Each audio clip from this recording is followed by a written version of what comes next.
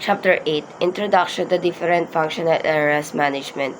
This chapter emphasizes the importance of key management function, HRM, marketing, operation, ICTM, and financial management.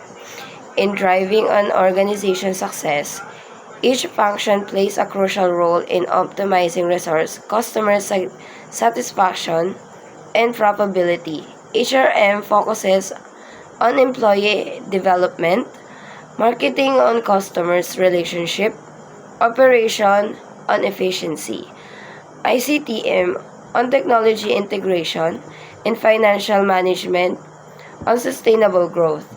The interconnectedness of this function highlights that success in one area of depends on the effectiveness of others.